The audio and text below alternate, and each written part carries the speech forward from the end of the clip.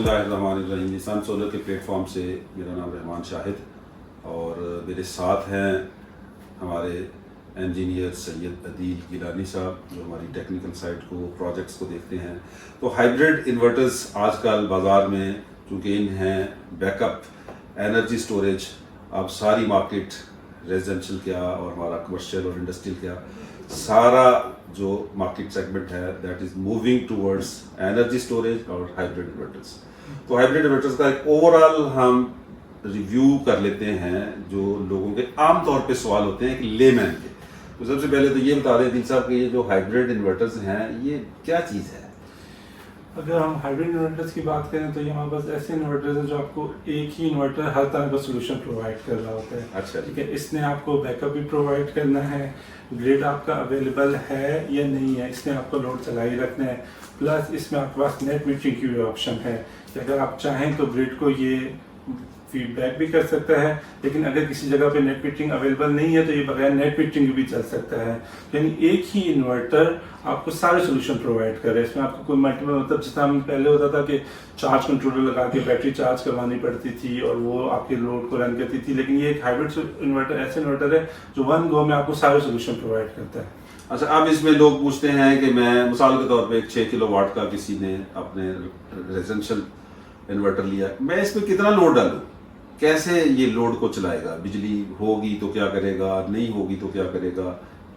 जो hybrid inverter पे load है ये हमेशा आपकी नेम प्लेट रेटिंग पे डिपेंड करता है कि जितना आपकी नेम प्लेट रेटिंग है इन्वर्टर की, जैसे 6 किलोवाट का इन्वर्टर है तो उस पर मैक्सिमम वो 6 किलोवाट के आउटपुट दे सकते हैं, यानी आप 6 किलोवाट का लोड डाल सकते हैं। अगर हम 6 किलोवाट की बात करें तो आप 1.5 टन के अपने 2 इन्वर्टर एसीज, कन्वेंशनल एसी नहीं, इन्वर्टर एसीज हो गए, बाकी जो घर का नॉर्मल लोड है लाइट्स, फैंस, फ्रिज वगैरह, ये आप डाल सकते हैं। लेकिन इसमें हम रिकमेंड हमेशा ये करते हैं अपने क्लाइंट्स को कि हमेशा अपने इन्वर्टर कैपेसिटी का 80% आप लोड डालें, ताकि इन केस कल को कोई सर्ज हो, लोड आपका चेंज हो, क्योंकि देखिए एसीज जो होते हैं वो कोई आपके पास फिक्स लोड पे नहीं चल रहे होते। एसीज का आपको पता है टेम्परेचर पे डिपेंड करता है कि एम्बिएंट टेम्परेचर क्या है, उसने किस हवाले से अपनी कंजम्पशन करनी है, रूम साइज क्या है, सफाई की कंडीशन क्या है, बाहर गर्मी कितनी है और उसका दरवाजा कितनी दफा खुल रहा है, उस हिसाब से लोग ये समझते हैं कि शायद हमने इन्वर्टर एसी लगा लिया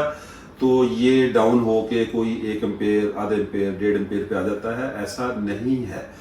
वो डिपेंडेंट है ऑन मल्टीपल वेरिएबल फैक्टर्स। जब वो कहता है जी मुझे 6 किलोवाट पे, आप कह रहे हैं 80% यानी 5 किलोवाट पे लोड, तो वो कहता है जी मैंने इस पे 2 एसी डाले हुए और वो कमरा बड़ा है और वो बार बार खुल रहा है, लोग आ रहे हैं जा रहे हैं, सफाई प्रॉपर नहीं है। अच्छा, लोग कितने अंदर बैठे हुए हैं, पता चले अंदर बंदे 20 बैठे हुए हैं, तो वो मैक्सिमम लोड जो है वो हमेशा मतलब उस पे टेम्परेचर पे डिपेंड करता है कि कितना उसका कंप्रेसर चल रहा है, उस हिसाब से उसकी कंजम्पशन करता रहेगा। तो बेहतर है कि 80% आप लोड डाला करें, ताकि इन केस आपको थोड़ा सा लोड बढ़ भी जाए तो इन्वर्टर के अंदर इतनी कैपेसिटी हो कि वो आपको उसमें कोई प्रॉब्लम ना हो लोड चलाने में। अच्छा, अब इसमें जो साथ बैटरी है वो लगानी जरूरी है या नहीं? अभी जो हमारे जितने भी न्यू लेटेस्ट इन्वर्टर्स आ रहे हैं वो सारे सिंगल सोर्स पे चल सकते हैं, यानी सिर्फ पीवी पावर पे भी वो लोड उठा सकते हैं। लेकिन उसमें जो नोट करने वाली बात है कि वो सिर्फ पीवी पे विदाउट बैटरी जो आपका स्टेबल लोड है ना, फिक्स लोड जैसे लाइटों और पंखों का है, वो तो स्मूथली रन कर लेता है। लेकिन जो एसीज का लोड है जिसने चेंज होना है, वेरी करना है, तो उस पर वो बार बार चांस होता है कि ट्रिप कर जाए, क्योंकि आपको पता है सोलर जो है इट सेल्फ भी एक स्टेबल सोर्स नहीं है, बाहर के वेदर पे डिपेंड करता है। कोई क्लाउडी वेदर आ गया, एक समटाइम रहता है कि शाइनी धूप होती है फिर भी कोई बादल का एक छोटा सा टुकड़ा आगे से गुजर जाता है, तो उस टाइम आपकी प्रोडक्शन कम हो जाएगी। अच्छा, उसमें मसला फिर उस वक्त आएगा जब सोलर तो दिन है, मौजूद है, लेकिन बिजली नहीं है ऐसी, यानी उसके पास सिर्फ सोलर से सोर्स है बिजली पावर लेने का और बैटरी भी नहीं है और बिजली भी नहीं जी। तो इन दैट केस अगर बादल गुजरा तो डेफिनेटली उसकी प्रोडक्शन बिल्कुल ऐसे ही है, क्योंकि साथ उसके पास में सपोर्टिंग के लिए सोर्स नहीं हो। तो इसलिए बेहतर ये नहीं है जो हम कहते हैं कि भी उसको, चूंकि ये नॉर्मली 48 वोल्ट पे डिजाइंड हैं सारे इन्वर्टर्स, वो अगर अपनी कॉस्ट कम करना चाहता है तो भले वो बहुत, हमने एक प्रोजेक्ट किया वो कलर कहार में, तो वहां हमने उसको छोटी छोटी 6-7 हज़ार रुपए की 4 बैटरियां लगवा दी ताकि 48 वोल्ट उसके पूरे हो जाए। मतलब ये होता है कि समटाइम्स देखिए सोलर को सिर्फ और सिर्फ एक सपोर्ट चाहिए होती है, मे भी कोई 400-500 वाट का ही डिफरेंस हो जो सोलर ना ले रहा हो, तो वो जब आपके पास बैटरी मौजूद होती है तो वो डिफरेंस वहां से लेके आपके लोड को स्मूथली रन करता है। तो हम हमेशा अपने क्लाइंट्स को रिकमेंड करते हैं कि आप बेशक छोटी बैटरीज लगा लें, लेकिन उसके साथ बैटरी जरूर लगाएं ताकि आपका लोड जो है वो स्मूथली चले, आपके इन्वर्टर में लॉन्ग टर्म में जाके कोई मसला ना है। अच्छा, अब ये जो बैटरीज हैं, डिफरेंट बैटरीज की किस्में आ गई, अब आजकल लिथियम बहुत इन है, तो इस इन्वर्टर्स के साथ हर किस्म की बैटरी लग सकती है या कोई स्पेसिफिक इन्वर्टर लेते हैं बैटरी? ये इन्वर्टर जो हैं सारे state of the art inverters हैं और ये हर तरह की बैटरी को सपोर्ट करते हैं, चाहे वो टॉर्च ट्यूबुलर बैटरी है, सिंपल लेड एसिड बैटरी है या लिथियम बैटरी है। रिकमेंडेड लिथियम बैटरी इस वजह से होती है कि एक तो उसकी लॉन्ग लाइफ होती है, वो मेंटेनेंस फ्री है, वो प्रॉपरली इन्वर्टर के साथ कम्युनिकेट होकर चलती है, वो इन्वर्टर बैटरी को कोई ओवरचार्ज नहीं करता, उसको हीट अप नहीं होने देता, तो उससे ये कि इन्वर्टर की भी लाइफ मेंटेन रहती है, आपकी बैटरी की भी लाइफ। अभी भी लोग सवाल करते हैं कि ये लिथियम बैटरी क्या ये लोड उठा लेगी? ये एक सवाल है लोगों का कॉमन, इसमें और दूसरे की लोड उठाने में क्या फर्क है? बिल्कुल ऐसे ही है कि लिथियम बैटरी अगर आप बात करें ट्यूबुलर बैटरी के कंपैरिजन में तो ये बेहतर उससे लोड उठा सकती है, क्योंकि जब भी लोड किसी भी सोर्स पे डलता है तो उसके हमेशा वोल्टेज ड्रॉप होते हैं। लिथियम के केस में क्या होता है कि वो वोल्टेज अपने मेंटेन रखता है, वो ज़्यादा ड्रॉप नहीं होता, तो इस पर अगर आप हाई लोड भी डालें तो लिथियम उसको स्मूथली रन कर सकता है। लेकिन अगर हम ट्यूबुलर बैटरीज की बात करें तो जैसे ही उस पर हाइयर लोड पड़ता है, स्पेशली अगर हम एसीज की बात करें तो उसके वोल्टेज बहुत ज़्यादा ड्रॉप हो जाते हैं, तो वो उसका बैकअप ओवरऑल कम होता है। लिथियम का बैकअप भी कम होता है, लाइफ भी कम होता है, बिल्कुल ऐसे ही होता है। अच्छा, फिर इसमें सिंगल फेज इन्वर्टर हैं, 3 फेज इन्वर्टर हैं, ये क्या कहानी है सिंगल फेज और 3 फेज की?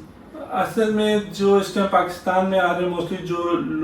कम इन्वर्टर्स हैं, आप कह लें कि छोटे इन्वर्टर्स हैं, 3-4 किलोवाट से लेकर 10-12 किलोवाट तक, वो मोस्टली सिंगल फेज में आ रहे हैं, क्योंकि जब आपका लोड कम हो तो आपको 3 फेज इन्वर्टर की ज़रूरत पड़ती नहीं है। वो एक जो मेजर जो इसका रीज़न है कि वो कॉस्ट इफेक्टिव होते हैं, क्योंकि अगर ओवरऑल हम देखा जाए हाइब्रिड इन्वर्टर की कॉस्ट एज कम्पेयर टू उनकी थोड़ी ज़्यादा होती है, तो उसको विद इन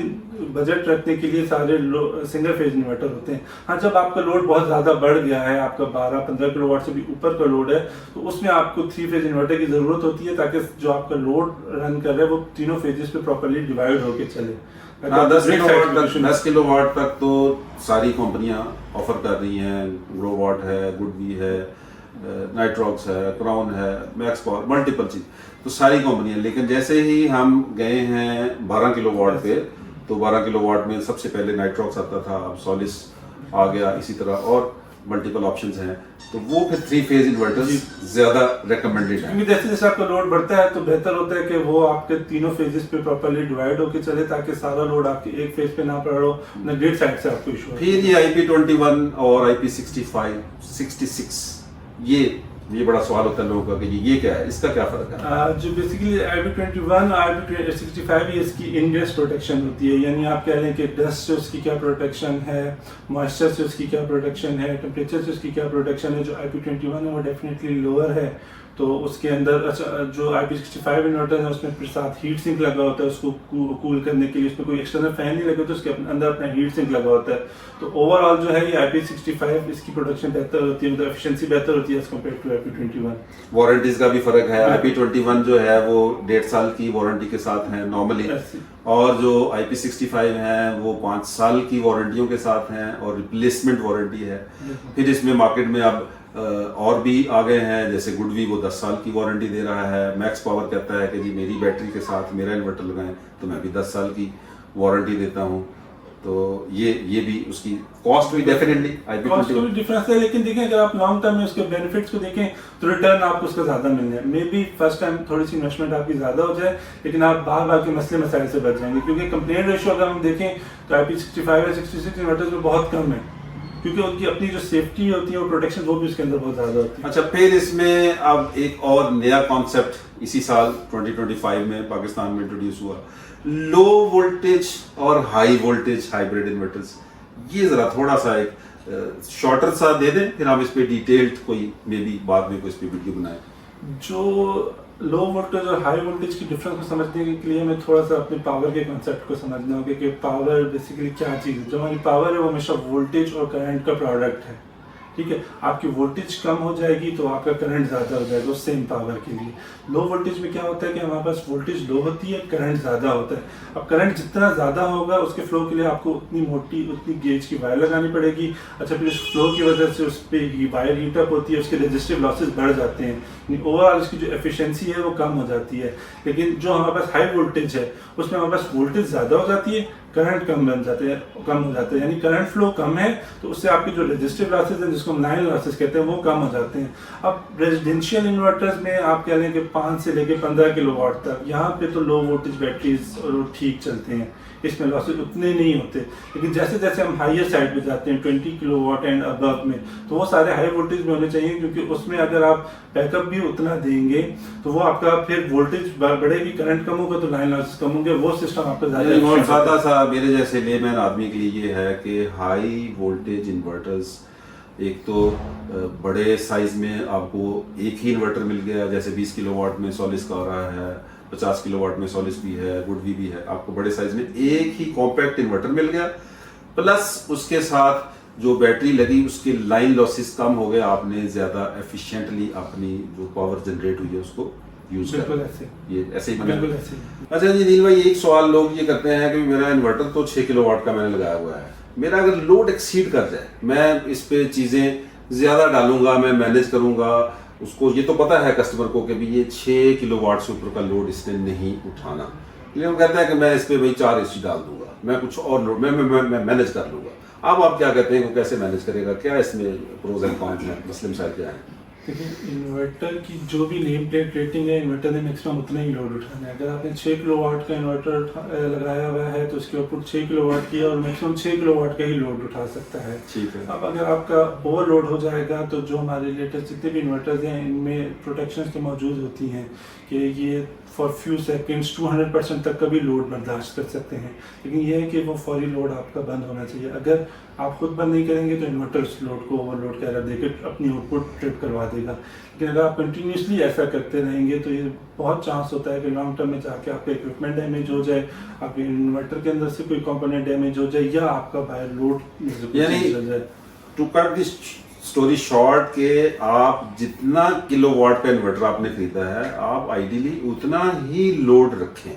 वही चीज़ें उस पर चलाएं, या आपको इससे ज़्यादा चीज़ें चलाना चाहते हैं या बहुत ज़्यादा लोड और आपके पास 2 फ्लोर हैं, एक इस्तेमाल होता है एक नहीं होता, तो उसका कोई फिर मैनुअल सिस्टम बना लें ताकि आपका लोड एग्जैक्टली उतना ही रहे, ये ना हो कि आप उसको ओवरलोड करके खराब करें। यही होता है कि आपकी स्पेशली जो बड़ा लोड है एसीज वगैरह, उस पर आप पीछे चेंज ओवर्स लगवा लें जो कि आप एट विल चेंज कर सकें, कि जब आपने अपनी मर्जी से कोई एसी चलाना है तो उसको आप सोलर पे शिफ्ट कर दें। अच्छा जी, ठीक हो गया। अब एक सवाल ये बता दें नेट मीटरिंग के हवाले से कि सिंगल फेज इन्वर्टर मैंने लिया हुआ है, मेरा मीटर 3 फेज है, नेट मीटरिंग कैसे होगी, या मैंने 3 फेज इन्वर्टर लिया हुआ है, सिंगल फेज मीटर है, इसमें ज़रा थोड़ी सी गाइड दें। जो 3 फेज अगर आपका मीटर लगा हुआ है और आप उस पर सिंगल फेज इन्वर्टर लगा देते हैं तो उसमें कोई प्रॉब्लम नहीं है, उसको आपने एक फेज से इनपुट देनी है और उस एक फेज से इंपोर्ट एक्सपोर्ट करेगा, उसको नेट मीटरिंग इसमें हो जाएगी। लेकिन इसमें जो मसला है वो ये है कि लेस्को तो अलाउ करता है, अदर देन लेस्को कोई और डिस्को के इलेक्ट्रिक है, गैपको है, वेबको है, they are not allowing net metering on single phase inverter, वो 3 फेज इन्वर्टर डिमांड करते हैं। ठीक है जी, तो 3 फेज इन्वर्टर पे ही नेट मीटरिंग होगी अदर देन लेस्को। और अगर आपका मीटर सिंगल फेज है तो net metering single phase meter पे है ही नहीं, उसने तो 3 फेज में जाना है। ठीक है जी, उम्मीद है आपको आज हमारी ये वीडियो अच्छी लगी होगी। हम इस पे इंशाल्लाह आप कमेंट सेक्शन में अपने कमेंट्स जरूर करें ताकि उसकी बेस पे हम कोई और टेक्निकल आपको इंफॉर्मेशन जो रिक्वायर्ड है वो इन फ्यूचर प्रोवाइड कर सकें। सन सोलर के चैनल को जरूर सब्सक्राइब कर दें, इस पे हम कोशिश करेंगे कि इस तरह की